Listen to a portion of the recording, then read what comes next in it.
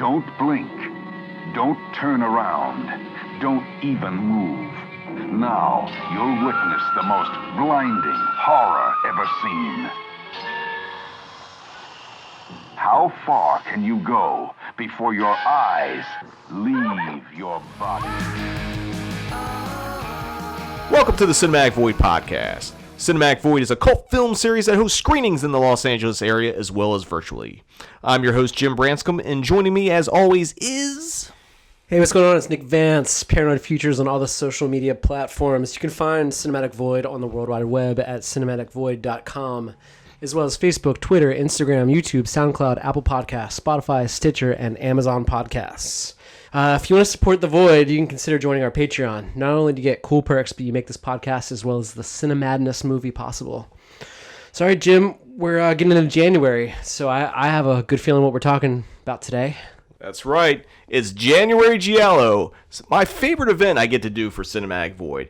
I started this in 2017, which, that was the first January for Cinematic Void, and I just had this idea, it's like, I love Giallos, I wanted an excuse to show them, so just came out with this thing, January Giallo. Had a nice ring to it, and it just kind of took off from there. So before we get into what we're going to be talking about specifically for this January Giallo podcast, I should mention, since it's January Giallo, and I was really hoping to be back in the theaters by now, but of course, nope.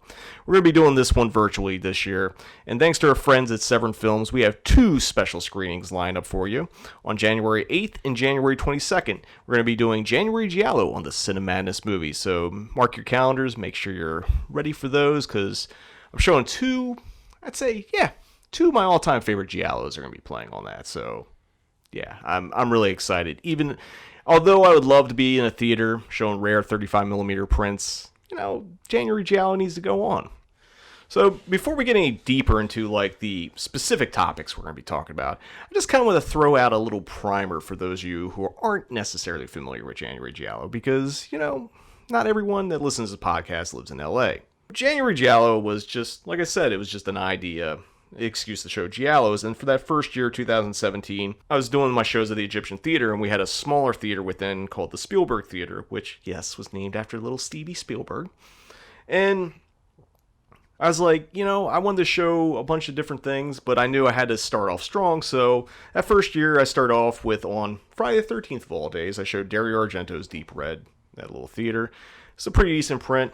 Really happy. And then I followed up with two, I'd say kind of stone cold classic Giallos. I did The Night That Evelyn Came Out of the Grave, which was a weird print. It was half Eastman stock and half Fujifilm, so the color shifts a lot. The Eastman stuff was faded red. If you've been to a 35mm screening and you've seen an old print, you'll know what the Eastman fade is, because it's the print looks fucking red. And it's why is the film red? Why was that a choice? It's no, because as film, that particular stock of film aged, and then they kept using it until maybe 82, 83. It started losing its color and turn red. And then Fuji stock from there wouldn't turn red. It would turn kind of brown, but it would keep its colors a little better. So we're watching this print of The Night Evelyn Came Out of the Grave, and it was red ass fucking film. And then it would cut to a different scene. It would be you see some colors, a little bit of a brown fade. And the last movie I showed was The Strange Vice of Mrs. Ward, Sergio Martino classic, one of my favorites. That was a little faded, but other than that, the print was pretty good. And then I wasn't sure what I was going to do after that, but 2018 rolled around, and I had a couple slots, so I was I'll do another Giallo, January Giallo. And I only got to do one screening for that one, but it was in the big room at the Egyptian, which is the Wriggler. I ended up showing What Have You Done to Solange, which is one of the great kind of slow burner Giallos, and then a little bit itchy. I ended up showing a Spanish film production. I think it was a Spanish-Italian co-production called Blue Eyes of the Broken Doll, starring the great Paul Naschy, best known for being the Spanish Wolfman and doing other creatures like that. But this was very Giallo-esque. It also was released under the title House of Psychotic Women. Really, really excellent film. If you haven't checked it out, I think Shout Factory has it included on one of their Paul Naschy sets. For year 3 of January Giallo, originally all I was going to show was Dario Argento's Tenebrae, which is stone cold masterpiece. And I was going to mix it with pretty much the American equivalent of a Giallo, which was Brian De Palma's Dress to Kill. And then programming said, hey, we like this idea of pairing Argento and De Palma. Why don't you do a whole series? So January Giallo for that year ended up becoming Argento versus De Palma, and I showed Carrie and Suspiria together. I showed Blowout and Inferno, and of course Tenebrae and Dress to Kill.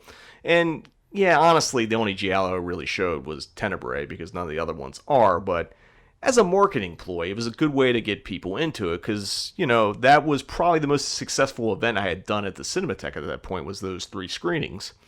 Like, consistently. I've had shows that have sold out, I have shows that have done well, but like 3 nights in a row, back to back to back of like huge crowds, it kind of helped make January Giallo a thing.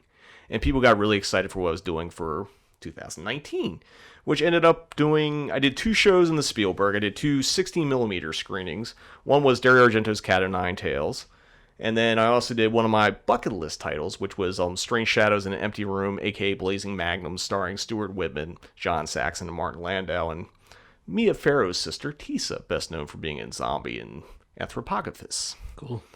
And then the creme de la creme was like, this is probably, I'd say one of my favorite Void screenings I ever got done was the Giallo Marathon I did that year.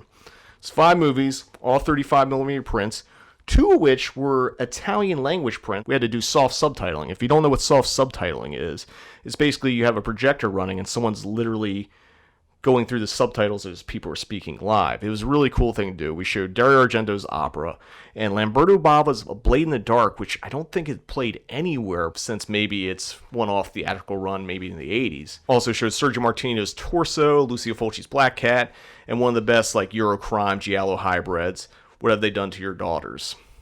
So, for 2021, again, as already stated, I really wanted to do another big Giallo marathon or just a bunch of screenings, because there were some other, like, prints that had popped up that I hadn't seen before that I was, like, really excited to be able to show.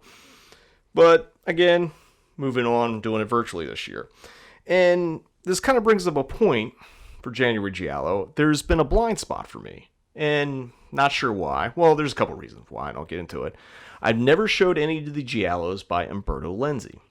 Now, Lenzi's probably best known for doing Cannibal Ferox and one of my all-time favorites, Nightmare City, and he also made a ton of Giallos in the late 60s, early 70s to the mid-70s, mixed in with the Eurocrime stuff he was doing. Originally for the Giallothon, I was going to do Orgasmo, which was his first Giallo. There was a 35mm print, but I ended up switching it out because of March of this year for the Severance Super Shock pop-up film festival that they did previous year. They were going to show a new restoration of Orgasmo, so I pulled it out of my lineup because like, hey, I'm going to show a new restoration. That's pretty cool. It was going to be uncut. And then the world shut down, so that didn't happen.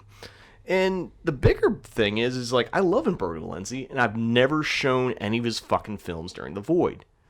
The only time I sorted it was pre-Void when I did a screening of Burial Ground with Nightmare City, but other than that, just, it hasn't happened. And it's kind of bums me out because like, I feel like that's a huge blind spot for me.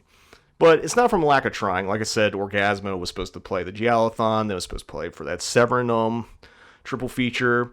I also tried to do his Eurocrime movie that Grindhouse put out, new restoration of The Tough Ones. Tried a couple different ways. Tried to package it with Cannibal Ferox and Nightmare City as a triple feature. Just never happened.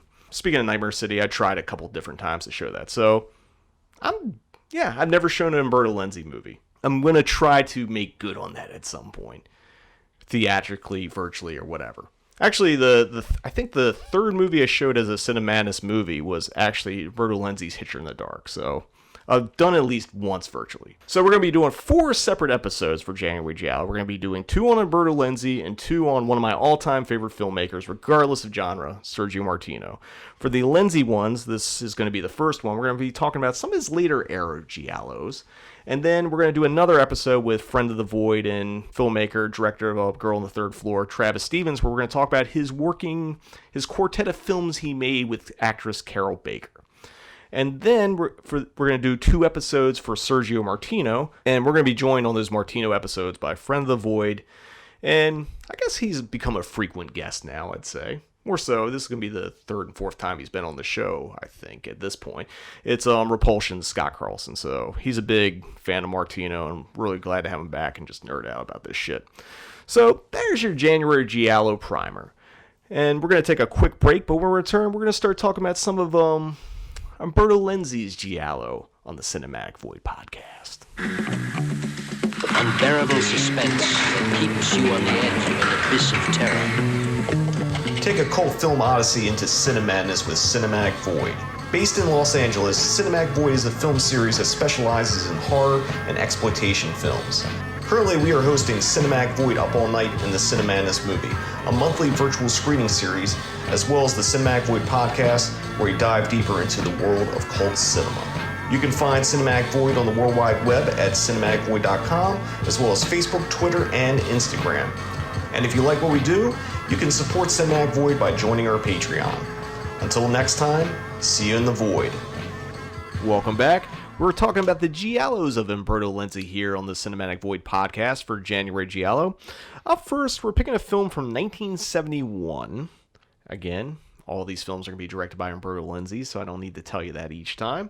The film stars Greek actor Irene Papas, who you can see in Guns of Navarone and The Message, which was directed by Mustafa Aked, who's, of course, better known for being the producer of the Halloween franchise for many, many years. The film also stars Ray Lovelock, who's been in such Void favorites as Living Dead and Manchester Morgue, as well as other movies like Almost Human, Lucio Fulci's Murder Rock, Autopsy, and even Fiddler on the Roof, to name a few. And we also have Ornella Muta, who played Princess Aurora in Flash Gordon. The film was also produced by Carlos Ponte, the man who brought you Dr. Zhivago and Torso. Torso. Torso. Torso. Torso. Torso. So we're talking about Oasis of Fear, aka An Ideal Place to Kill, aka Dirty Pictures, aka Deadly Trap. This is one thing when we get in all these Lenzi movies. They all have a lot of different titles, which adds to a lot of confusion, which we'll get into a little bit later. For those who haven't seen the film, it's about two pornography-peddling hippies from Italy who run out of their material, so they start taking dirty pictures of each other to add to their stock of smut. While on the run from authorities, the pair get invited to the home of a middle-aged woman named Barbara. She involves them first in sexual games, then later in a convoluted murder plot where she tries to frame the hippies for killing her husband. In a lot of ways, Oasis plays out like a bit of a reverse of Lenzi's Orgasmo. In Orgasmo, a countercultural couple try to drive an older woman to suicide, and in Oasis, the older woman tries to pin a murder on the counterculture couple. But like Orgasmo, Oasis tackles a lot of class war and social political aspects, being wrapped up in a nice sheen of sleaze. Now, you just watched this movie for the first time. What are your thoughts on it, Nick? I did. Oasis of Fear totally kicks ass. I love this movie. It's a whole lot of fun. I highly recommend it. However, I personally didn't catch where like why is it a giallo? And I wanted to get into it a little bit about that. There's no there's no gloved killer. I see no like straight razor. It avoids all of those tropes. So aside from being like Italian and from this kind of era, I was curious like what exactly does make this a giallo or a gialli? Well, the thing about giallos that a lot of people don't understand is like people have a lot of the Argento style giallo in their head, which is black glove killers, straight razor, raspy voice calling people and trying to scare them. Like that kind of stuff. But what a giallo is just a murder mystery. And in Oasis of Fear, obviously there is a murder mystery. Giallos kind of came out of the tradition of like, there was a series of films made in Germany in the 60s they called Creamies, which were based on like pulp novels, usually by Edgar Wallace, who's best known for writing like King Kong and stuff like that. And there was a share of black glove killers and stuff like that in those, believe it or not, predating most giallos. But a lot of giallos, especially the 60s and early 70s one, didn't necessarily have black glove killers. They were just murder mysteries or like, thrillers that were kind of tied in. And like sometimes they got really political, but some of them just lean into the weird sexual politics of the day, which this one definitely does for sure.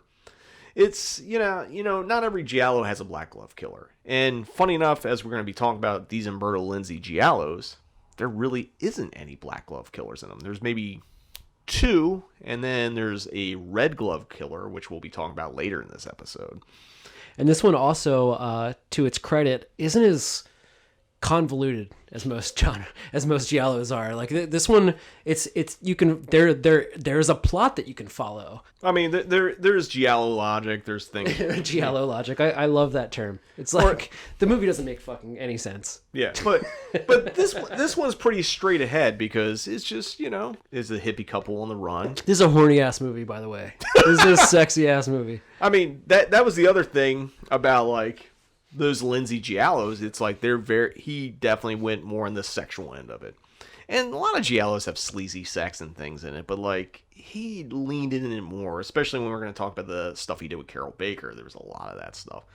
And this is kind of from an era where like Lenzi was still getting decent budgets for when he was making movies, and it's very polished. It's sleazy, but it's also very polished, and you know, it's a really excellent movie. I actually hadn't seen it until this year when the Blu-ray came out, which we'll talk a little bit more about in a few. But it's kind of interesting because, like, you know, a lot of people think of Lenzi, they think of maybe the later stuff and the cannibal movies, because, like, at a certain point, he just went off the rails and just made bonkers-ass movies that, like, it's like, did you even fucking care at some points?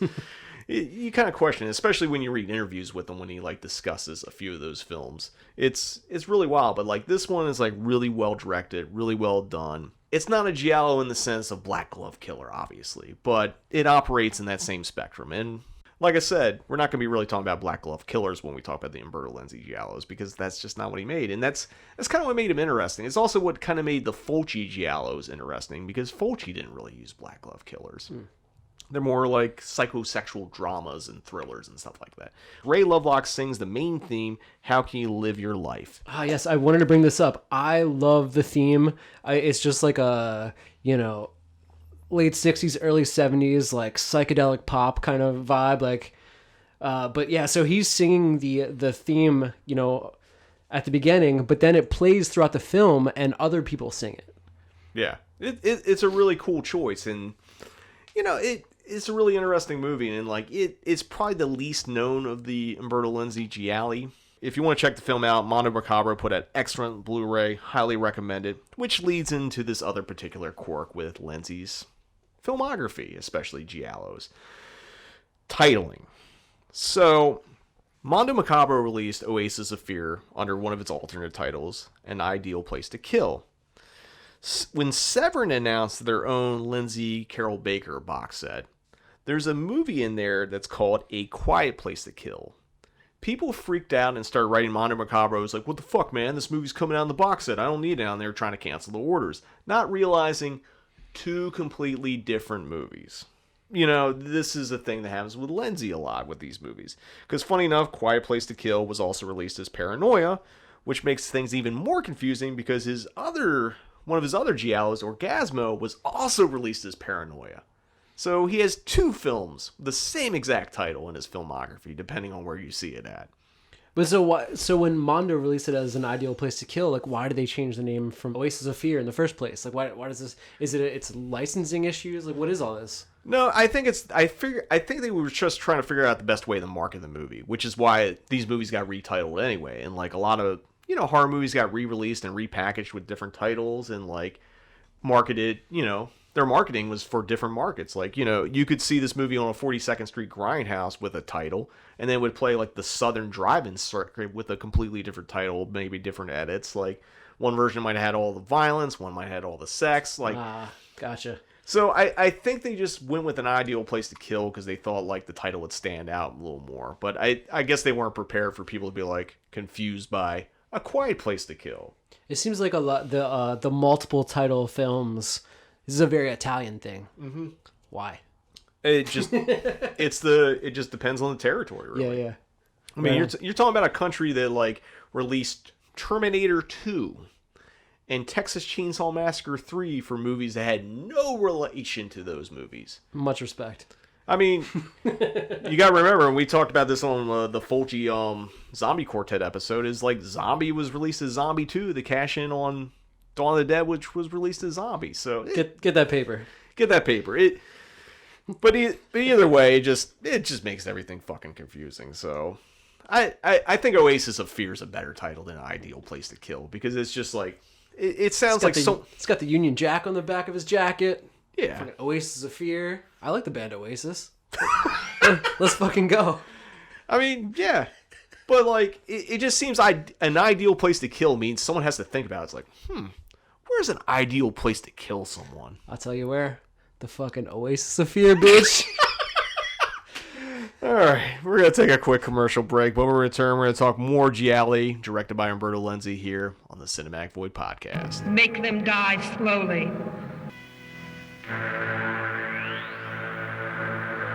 you get a perverted kick out of making the poor son of a bitch suffer. Go! Go! Go!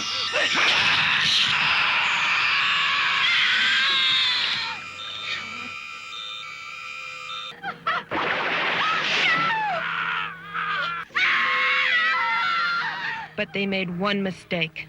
They got caught. And when you get caught in this jungle, there's no bail and no jail. There's just punishment and pain. Cruel, barbaric, primitive. For what they've done, make them die slowly. And let me die soon too, please. Welcome back. We're talking about the Giallos of Umberto Lenzi here on the Cinematic Void podcast. This next one is probably what most of you would consider the most traditional of Giallos he made. There's a Black Glove Killer for one. It's from 1972. It stars Antonio Sabates Sr., not to be confused with his son, who starred in a ton of Eurocrime films like Crime Busters and Gang War in Milan. German actress Uschi Glas. Sorry if I fucked that up, but we're just going to go with that. It was in several creamy films, which are the, as mentioned earlier, the predecessor to the Giallo. And Marissa Mell, who's best known for starring in Mario Bava's Danger Diabolic, as well as Lucio Fulci's first Giallo, Perversion Story. We're talking about 7 Blood-Stained Orchids. For those who haven't seen it, a woman who survived a failed murder attempt by the person dubbed as the Half Moon Killer by the police, and her husband must now find the connecting threads between herself, 6 other women, and the killer before the killer strikes again trying to murder her. You know, the movie was credited, but is not an actual adaptation of any Edgar Wallace story. That probably has to do with the German co-production, since like a lot of creamies were based on Edgar Wallace stories. But it's actually based, although loosely, on a book called Rendezvous in Black by pulp writer Cornell Woolrich, who contemporary with Dashiell Hammett and Raymond Chandler. Although, more or less, the only thing Lenzi took from this movie was, you know, basically an accidental death spawns a series of revenge-filled murders. So, probably not enough to really credit, but it was an influence on it. Now, this was the first of 3 films that Lenzi directed that were released in 1972. He also made his very first cannibal movie, Man from Deep River, and sandwiched it in between his last Giallo collaboration with Carol Baker, Knife of Ice. You just saw this movie, just like OASIS of Fear, for the first time, and you had a vastly different opinion of it, didn't you? I don't love it. It's kind of I thought it was kind of a snooze fest, if I could be really honest. I appreciate all the Half Moon Killer stuff and like the moon pendant thing and all. Like it's cool. It's cool, but I don't know that I would say that it was fun. You know, there's just something about Lenzi making a very traditionally, or at least in how people traditionally think of Giallos, that just didn't quite work. I mean, this is definitely Argento chasing. Let's just be honest with it. But I will say the first 15 minutes has 2 really, really graphic and really well done murder sequences. It's the hooker that gets beat over the head with a 2x4 or a stick or something like that. And then the woman that has the cats. Now, the killer does get on my bad side because they poisoned this lady's cats beforehand, but obviously the cats weren't harmed or anything because they're just like laying around chilling, and she's freaking out like, oh my god, my cats are poisoned, but when the cats are just like licking themselves and not doing shit.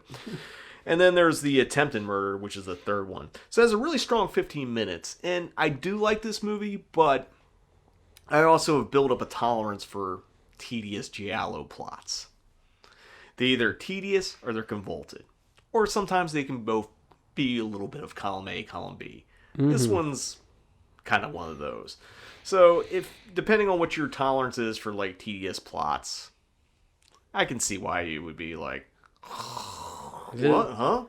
But, you know, as we stated, this is very traditional. This was also Lenzi's first Giallo with a Black Glove Killer, and there are some nasty kills throughout the movie. We mentioned the first 2. The big one is the power drill murder, which Lenzi always made a point that he did it first before Brian De Palma did it in Body Double. I guess at this point we should also talk about the Brian De Palma Giallo connection. Now, it's an interesting thing because De Palma always claimed he never saw any of those movies, even though it seems clear if you watch enough Giallos that, like, they were an influence on his work. I mean, Dressed to Kill is, like, essentially the American equivalent of a Giallo. It's not a slasher movie.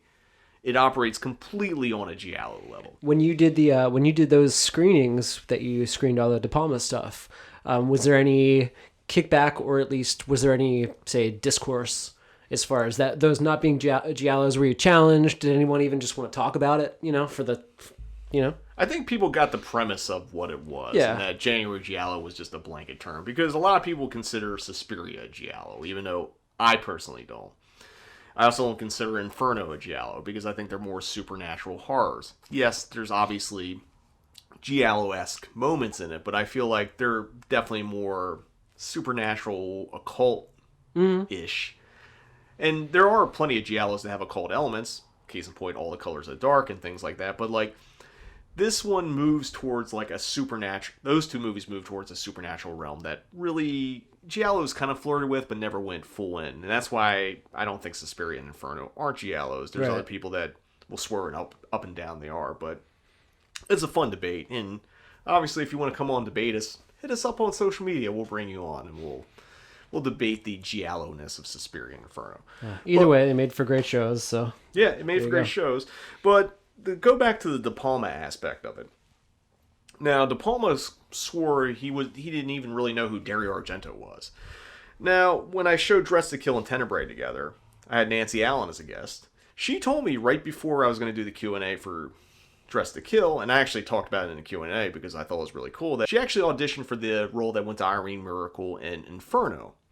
And at the time, it was supposed to be her and James Woods in Inferno, which, if you imagine, would have been like, kind of an interesting movie. It's like, there's part of me that really would love to see that version. And she talked about, like, meeting Argento and him doing audition and being, like, really in love with her and, like, you know, running around her like he was holding a camera and, like, figuring out how to film her. And the reason why she ended up not doing Inferno was because the water sequence in it, which is probably the most famous sequence in Inferno, where the Irene Miracle's character is trying to go get the key that she dropped underwater because Nancy Allen's afraid of drowning. the underwater scenes in Inferno are anxiety-inducing, to be sure. It's fucking great. But, you know, De Palma says, like, I've never seen a Giallo. You know, I'm inspired by Hitchcock. And, like, yeah, dude, but I kind of get the impression that you've seen a Giallo and you just don't want to admit it. And the fact that, like, your wife at the time went and met the quintessential Giallo king. Come on now, man. We don't believe you, buddy. I mean, because I think Dress to Kill and Inferno both came out in 1980, 81 era. I don't have the exact dates, but, you know, it's, you know, De Palma definitely has used Giallo moments, and they're definitely in Body Double. And honestly, the drill murder in Body Double is way more graphic than what Umberto Lenzi did in Seven Bloodstained Orchids. But Lenzi did do it first. What year did Dress to Kill come out? I believe it was like 1980, 81. Okay, so still kind of in this same realm. Like, just that and Body Double, both, again, whether they're classic Giallos or not, like, they certainly fit into this world. Oh, definitely. I think De Palma, out of most American filmmakers that have attempted to bring Giallo influence to their films, whether admittedly or not, like, it's almost perfect. Like, you know, if he was in Italy, he might be, like, giving Argento a run for his money in this Giallo stuff. Now, a couple other things before we move off of Seven Bloodstained Orchids. It features a pretty rocking Riz Ortolani score. You know, Riz Ortolani, best known for doing Cannibal Holocaust and things like that. The only issue with this score is that it's kind of a little bit similar to the score he did for one of Lenzi's Carol Baker Giallos, So Sweet, So Perverse, and a little bit of Lucio Fulci's Perversion Story, which he also did the score for. Now, this is, I found interesting. Years later, Lenzi was originally supposed to be the director on a shot-in-Florida Italian production. You know, one of my favorite, like, subgenres that I've just kind of made up in the last few months that we've been talking about a lot. He was supposed to direct this movie called Nightmare Beach. And he ended up saying he didn't direct it. There's some debate on it. Originally, Lenzi turned down directing Nightmare Beach because he said the plot was too similar to Seven Bloodstained Orchids. Having watched both those movies, I don't think they operate the same other than, like, revenge-motivated murders. I mean, there's probably more of a point to the murders in Seven Bloodstained Orchids where the killer in Nightmare Beach just drives a motorcycle that can electrocute people and then electrocutes people otherwise. It's not really the same. So I don't know. Lenzi said some crazy shit. We're talking about a man that compared Nightmare City to Philadelphia on talking about the AIDS epidemic, so... Yeah, you always think about maybe doing a double feature of those. Could always do it. 7 Blood-Stained Orchids, Nightmare Beach. No, Philadelphia. Philadelphia, Nightmare City. I'm sure that'll go over well. Oh, Christ, man. But we're going to take a quick commercial break. When we return, we're going to talk about more Umberto Lenzi here on the Cinematic Void Podcast, January Giallo edition. Don't move, anybody! This is a holdup! Over against the wall! Move! You heard me?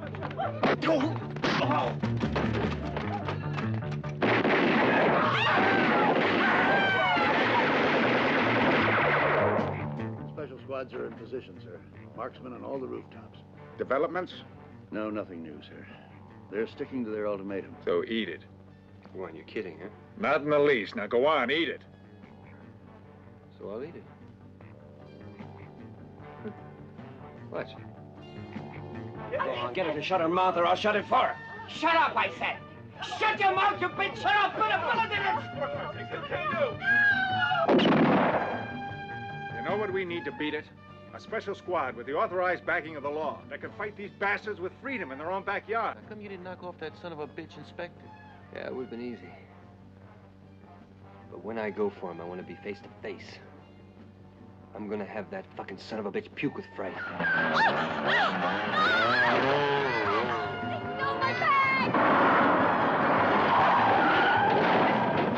Yes, and they're often valid, my dear.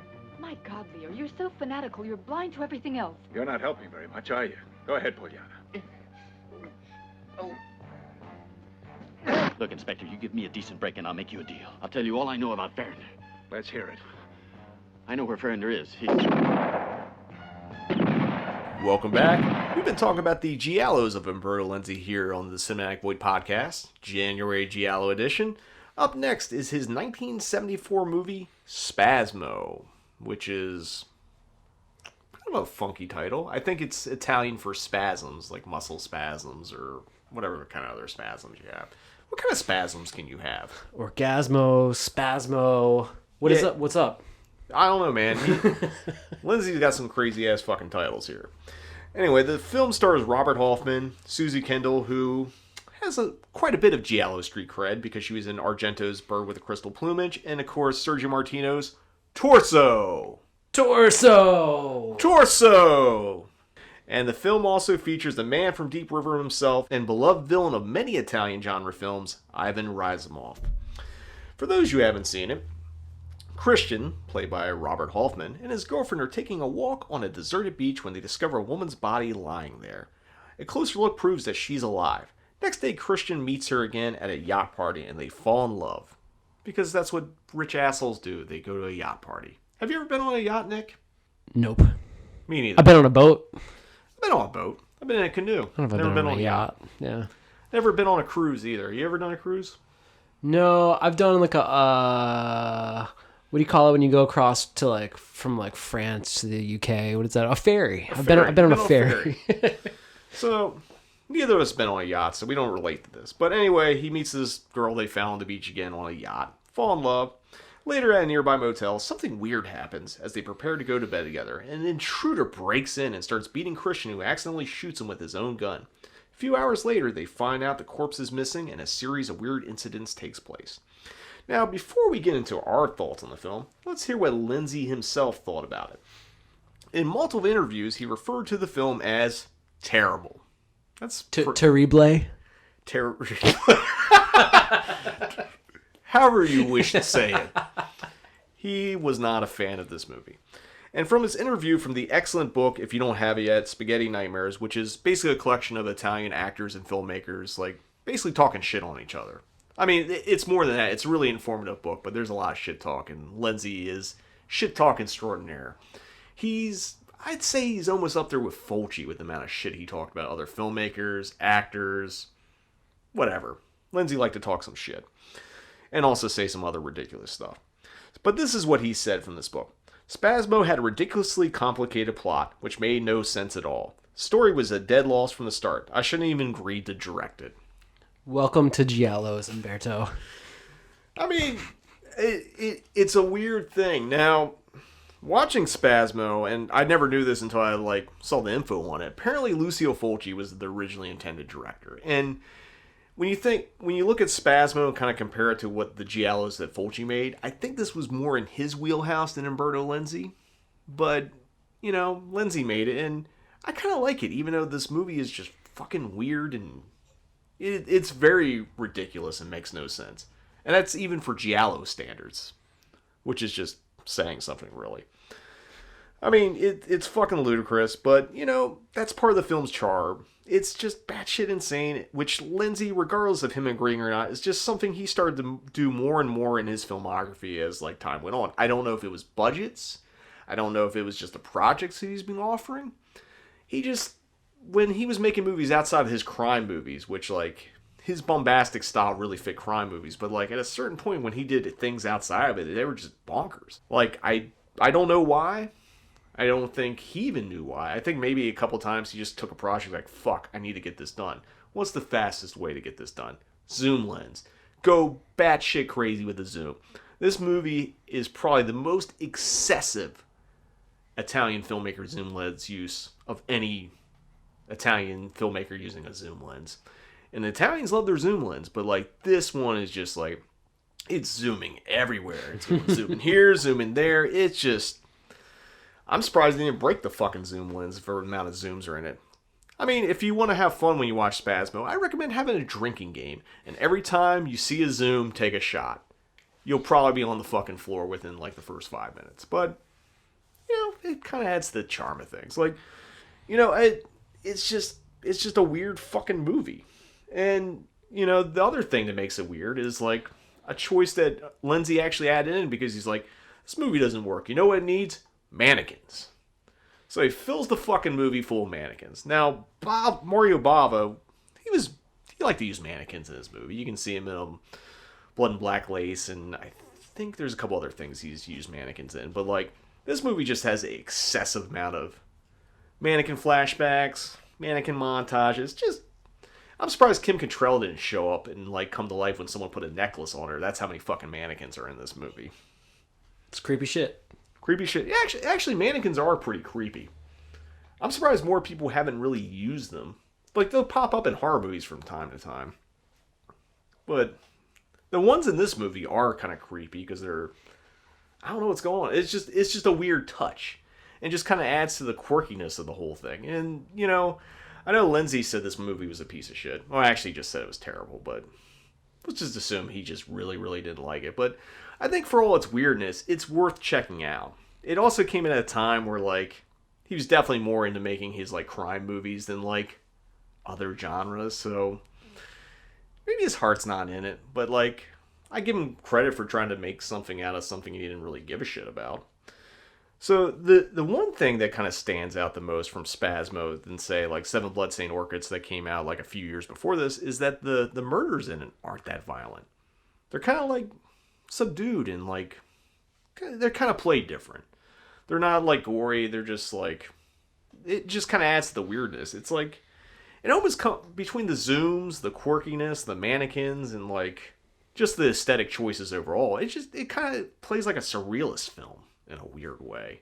I mean, it's even illogical for surrealism. I enjoy it, but, it might not be the Giallo for you. But I do encourage you, as you run out of Argentos and Martinos and Bavas and all the big classics, give Spasmo a try. Just to say you saw it, because isn't that what you should do? You should see things that are weird and wild and make absolutely no fucking sense.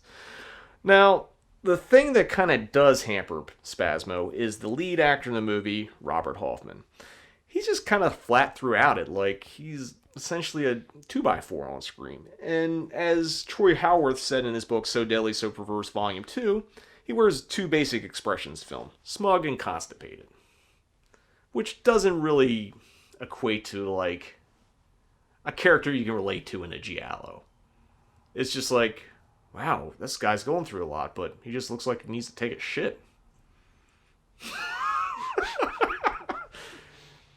But, the rest of the cast kind of picks up the slack for him. Susie Kendall is really great in it, even though she doesn't really have a lot to work with. Actually, no one in this movie has a lot to work with because none of it makes any fucking sense.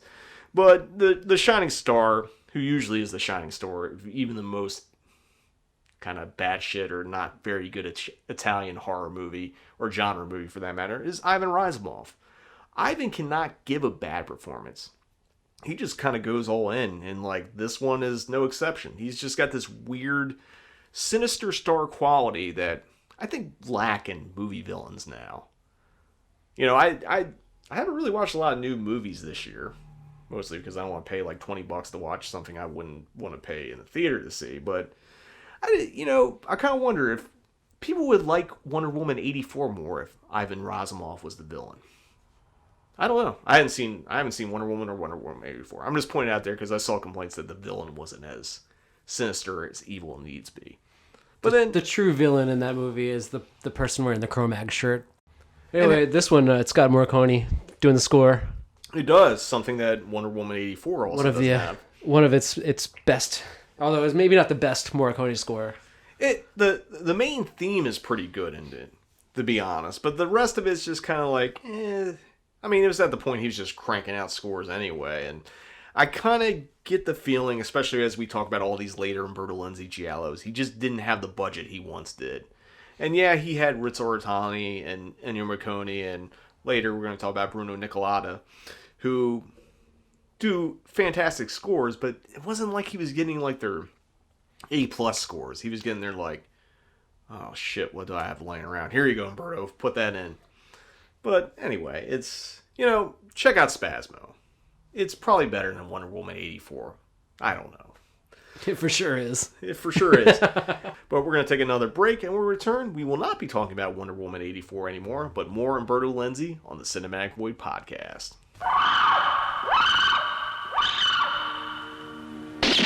Spasmo.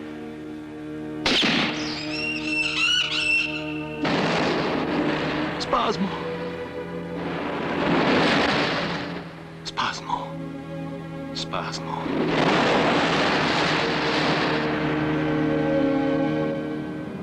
I killed him. I killed the man at the motel. I killed him. I can't accuse you of killing ghosts in the night. Who am I to say that any killing took place? Ghosts in the night. I'm not a strong woman, Christian. You must help yourself.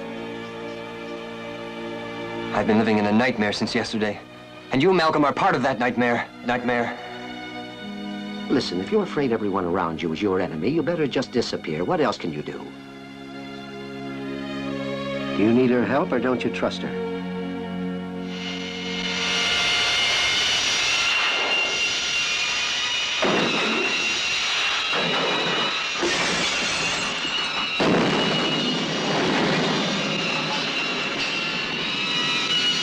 Welcome back. We've been talking about the Giallos of Umberto Lenzi here on the Cinematic Void podcast for January Giallo, and we're going to wrap things up, at least for this episode, talking about them, with a movie he made in 1975. It is called Eyeball, aka Red Cats in a Glass Maze, which is the literal English translation of the Italian title, and probably the most Giallo as fuck title you could possibly give a movie. It was also released under the titles The Secret Killer, The Devil's Eye, Wide-Eyed in the Dark, and to make things even more confusing, because it's Umberto Lenzi, it's the title of the movie, it's gotta be confusing, it was released in Canada as Eye in the Labyrinth, not to be confused with Mario Cavanna's Giallo from 1972, which was called Eye in the Labyrinth. The film stars Martine Bricard, who was in Tinto Bras's Paprika, and Sergio Martino's Western A Man Called Blade. And the movie also has John Richardson, who appeared in Mario Bava's Black Sunday, and Sergio Martino's Torso! That's right. I think we talk more about Torso than any film on this podcast. Oh, Jesus. For those of you who haven't witnessed Eyeball, aka Red Cats in a Glass Maze, the movie's about a maniac killer in a red cape and a hood that's killing off American tourists on a tour bus by gouging out their eyeballs. Kind of. I mean, it's a pretty straight-ahead plot here. Again, pulling a quote from Spaghetti Nightmares, Lenzi stated this about the film. It was shot in several poorly equipped locations around Barcelona, with mediocre actors. The film itself is not bad, but the budget was low and it shows. Way to sell your film, Umberto. Now, this is Umberto kind of treading back into more traditional Giallo, except for the fact the black glove killer is actually a red glove killer wearing a whole red raincoat and hood and mask thing. And actually, that's a very striking thing in the movie. It's really kind of a unique quirk to it. Although the movie itself is kind of like, it's very chasing Argento. Because I can't remember if this movie came out before or after Deep Red dropped. Because they both came out in 75. So that was the beginning of kind of a slight second wave of Giallos. Because the main bulk of them came in like late 60s, early 70s. And then it kind of faded off because a lot of those directors started making Eurocrime and stuff. And then Argento dropped Deep Red and then a whole bunch of people rushed back to make some more. I feel like it was chasing it. I don't have the dates, but like my guess is based on everything I know about Italian film, this was chasing after Argento. This is a fun one. I definitely thought of it as more of a slasher, although it did have the gloved killer. Although the gloves again are red, really striking. Fucking, it's cool, man. And I love just like bumping off dumb tourists. You know, kind of Hatchet, something like that. Like surely inspiration for Hatchet and things like that. It's just like, yeah, let's go on a little cruise and fucking get bumped off. It's fun. Have you ever done a bus tour, Nick? No, I actually have never done that. No. Yeah, I've never like done a long like journey via bus. I don't know why we keep mentioning this because we talked about never being on a yacht and how we traveled by sea. I figured we'd talk about buses. I will say the plot is more sensible than Lenzi's previous gialli, Spasmo, but Eyeball also kind of leans into like the batshit crazy like period he was kind of kicking off, where like he just like gave no fucks, just kind of went all in with all of his like insane like tendencies. The film is just not subtle at all. Like it's very violent, very nasty, trashy, over the top. But it does have time to take an extended break in a dance club where people can groove to probably the best cue in the movie by composer Bruno Nicolati. Now, you weren't really a fan of the score, and I know you're a big Bruno Nicolati guy. Yeah, the score was actually kind of, I don't know, it's kind of boring, I guess. I mean, his stuff is usually rips, and this one was just a little too laid back. It just didn't really do much for me. I do like the main theme, like. And the scene you mentioned just now in the club when it's kind of popping off a little bit, that's cool, but yeah, it's kind of a letdown overall. I kind of wonder about Italian composers that they have shit laying down or they repurpose scores from other movies and just slightly change. I mean, it was a common thing. Even Ennio Morricone did it, and like Ennio Morricone is one of the most celebrated film composers, period, regardless of country, genre, or whatever. They kind of recycled, and they definitely had some cues that like, well, if you're only paying me this much, I'll slide you, like, this okay track. I mean, I don't know, but that main theme is pretty good. Now, my favorite scene in the movie is actually when one of the tourists is going through a haunted house that, like, I forget where the hell they stopped at, but it's, like, really creepy, really well done. And actually, I think they use the same theme that's in that dance club scene anyway, the do-do-do-do-do. Like, it's a really effective murder scene, even though, like, the murder's not on camera, but it's set up really well, and I think that's my favorite sequence in the movie. Now, one thing about Eyeball that actually strikes me is the lack of actual eyeball violence on screen. It's just the first one, right? Yeah, like, it's really just... It's the first one, and occasionally you see an eyeball tossed on the ground here and there, but, like, there's no, like, Fulci-esque, like, knife going into an eyeball kind of thing. In that department, it's like, if you're going to call your movie Eyeball, I expect, and I think when I first saw it, I was expecting nothing but, like, major eye violence. We want eye violence. Yeah, I mean, go for it. I don't know.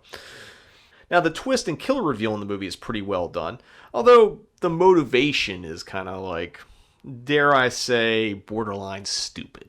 If I was killing people, I would think I would have a much broader motivation. I'm not going to spoil it because I want people to actually go out and see Eyeball. I know we usually spoil shit, but like, I feel like the twist is so good that you actually don't see it coming, and when it does, it's like, oh shit, it's that person?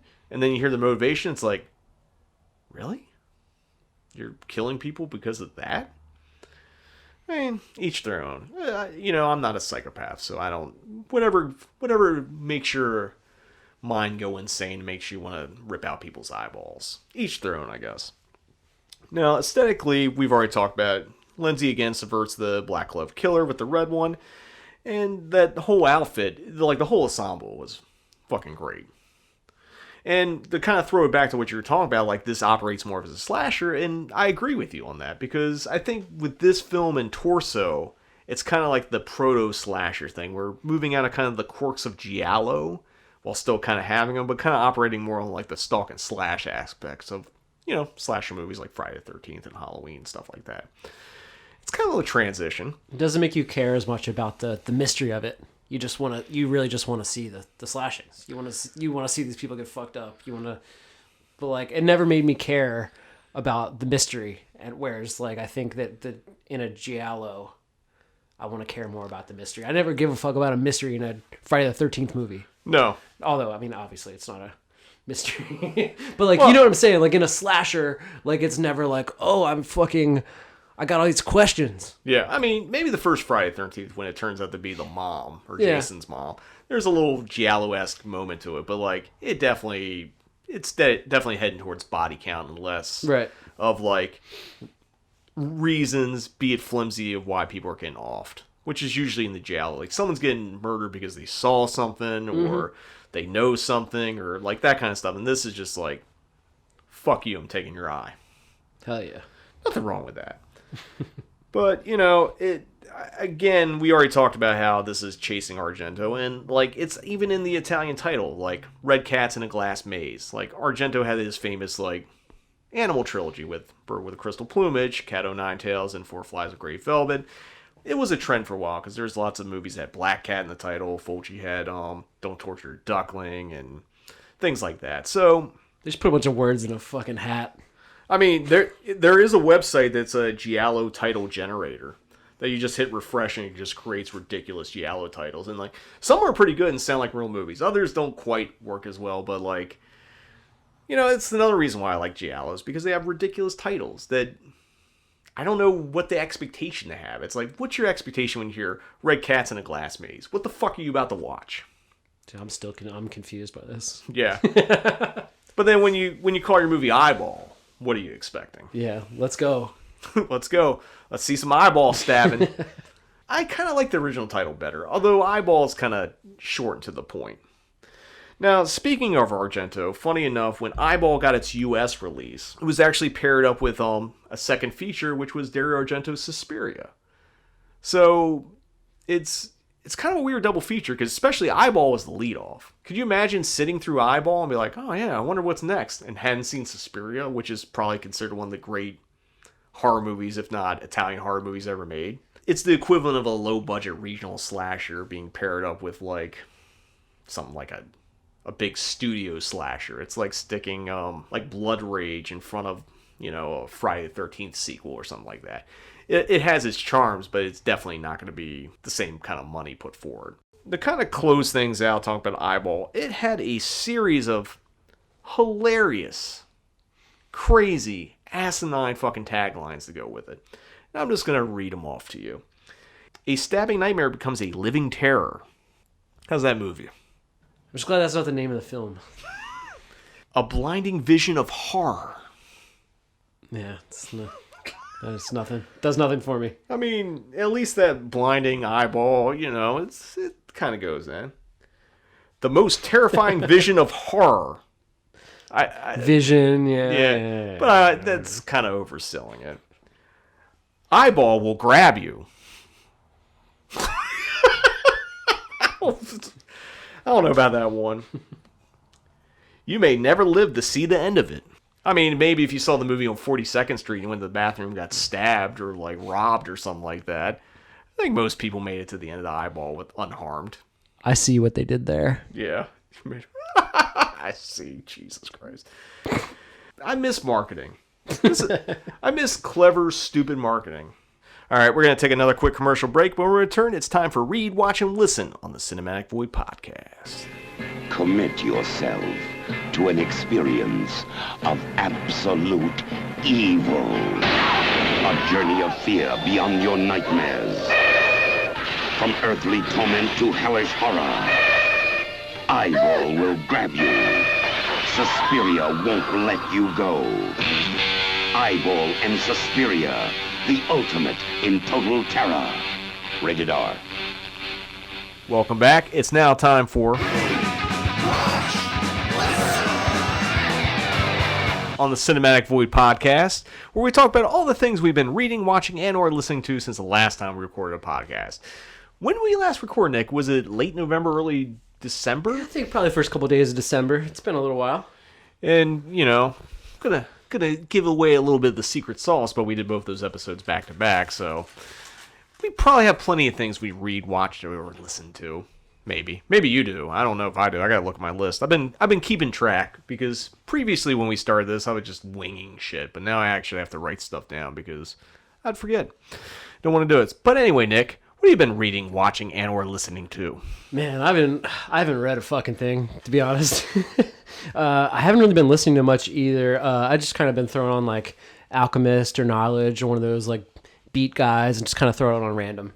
I haven't like actively been listening to anything, but I have been watching just fucking hours upon hours of movies like every day. I recently got obsessed with Kieslowski. So I although I'd seen them before, I just like all in one day I rewatched the Three Colors trilogy, which is, you know, of course amazing. Blue and red especially, but white definitely has a special place in my heart too. That one's a lot of fun.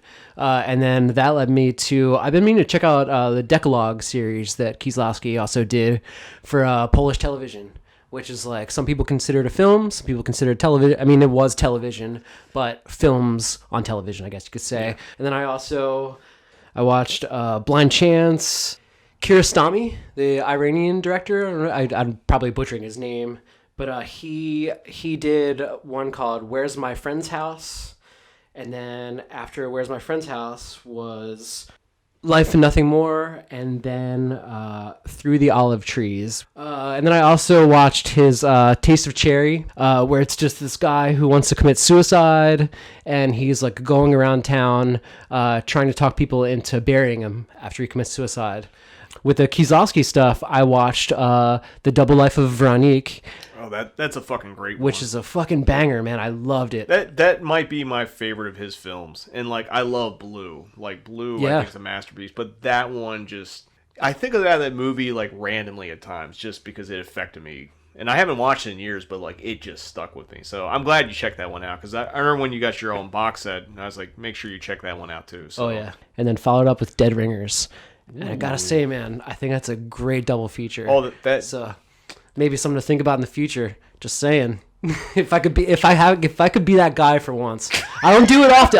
I rarely am I that guy. So I will take this opportunity to say, perfect double feature. I would love to see it for The Void. Might be too artsy for The Void, but I actually, that is a damn good one. The other one I would throw in there, which I don't know if you've seen. It's a little closer to Dead Ringers, is Peter Greenaway's Zed and Two Knots. Oh, I have not.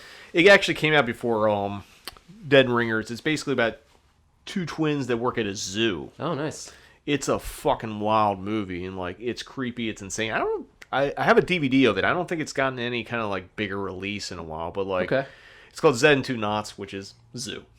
Cool. But yeah. If since you're on that trajectory, like it would make for a good triple feature. Hell yeah, man. A lot of twinning. There you go. But yeah, that's about it for me. Aside from watching the Lenzi stuff recently, how about you, man? I mean, honestly, the only thing I've been reading, I pulled out my copy of Spaghetti Nightmares and Troy Howarth's like volume 1 and 2 of So Deadly, So Perverse. Just basically doing research, Giallo shit, if you were. And obviously, I've been watching some of the Lenzi stuff. I've been kind of like skimming through, not as in depth, because like I know a lot of these were first time watches. A lot of these were like rewatches for me. Actually, everything we're going to be talking about in January Giallo is just rewatches, but like some more recent than others. Like I'm looking forward to rewatching the Carol Baker or Burr Lindsay set again, because like I said, that was my favorite Blu-ray release of 2020. So I'm kind of stoked to watch it again. Other stuff I watched that was non-Giallo was been watching a bunch of riff tracks with my wife. We watched Jacko, aka Shit Pickle. There's a riff tracks of it. Nice. And honestly, it's a lot of fun. It makes the movie. Jacko's acquired taste, to be honest. But like watching the riff track thing kind of adds to it, especially when they bag on fucking Carradine, who's been dead for like 8 years when the movie came out. Nice. And poor Cameron Mitchell, so that was fun. Also watched the riff tracks Deadly Prey, which, again, Cameron Mitchell again. I'm not trying to do this on purpose. He just happened to be in Jacko and Deadly Prey. Also watched Oblivion, which was a Full Moon production, kind of like a sci-fi western thing. It's a good riff track, not necessarily a great movie. Also watched some riff tracks, Christmas shorts, and they have a couple of live shows from San Francisco Sketch Fest where they like do live stuff. So been watching a lot of those, just kind of like late night. Don't want to be too committed to something kind of thing. So that's what I'm being thrown on. I also recently got my Black Friday orders from both Severin Films and Vinegar Syndrome, so I've been slowly ticking away at those. I watched Alphabet City, which is actually from a newer label called Fun City Editions, and it's kind of a New York I don't want to say neo-noir, but it's about a drug dealer who's trying to get out and the mob's chasing him. It's a really cool movie, has a really cool soundtrack. I actually saw it years ago, so I was kind of like, oh cool, this is on Blu-ray, I'm going to have to snag it. Also has Michael Winslow in a non-Police Academy role. Oh, nice. Just some food for thought, because like, usually when you think Michael Winslow, you just think... But that was really cool. I also watched The Black Cat, a.k.a. Demon 6, by Luigi Cozzi, who did Contamination and things like that. This one, I never had seen it before, and Severin actually got this out of the MGM vaults, because they, in Vinegar Syndrome, teamed up and got a licensing deal with MGM to get some of the weirder titles out, and this was one of them. And like I said, it was sold in Italy as Demon 6, which is funny when you think of demons. There's only one, Demons 1 and 2 are the official 2, but then there's a whole bunch of other ones that have been released as Demons 3. Like Michele Sovi's The Church was supposed to be Demons 3, but Lamberto Bava made a movie called The Org that was released as Demons 3. Anyway, this movie's kind of bonkers because it's like a meta horror movie where these filmmakers are trying to do a remake or a reimagining of Suspiria. They're like, and there's a couple moments where they play the Suspiria theme in there where they talk about it.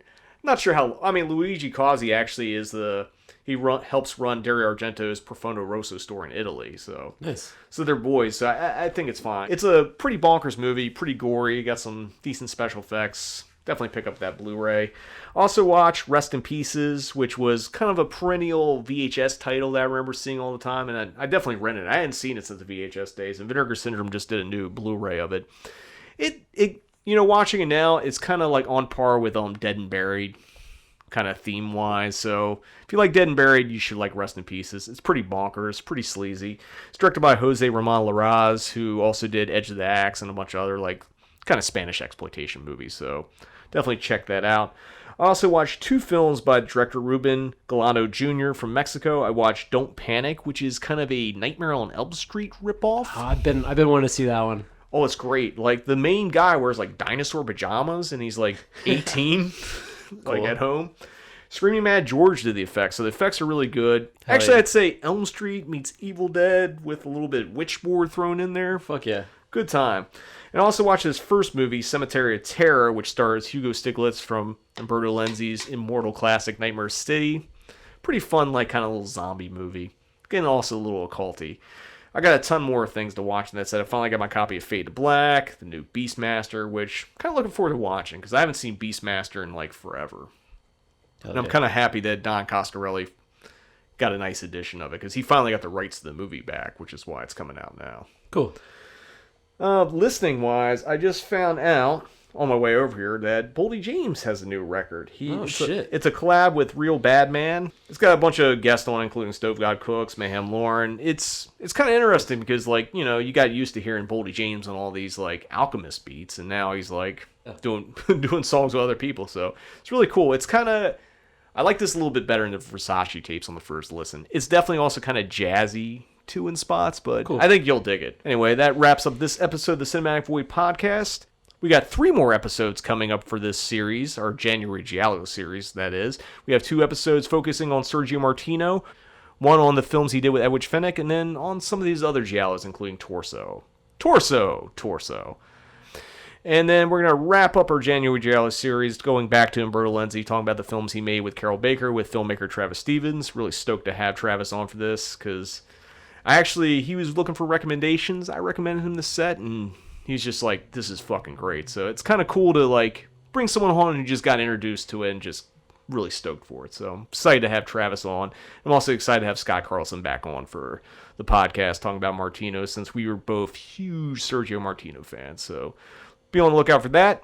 Until next time, see you in the void.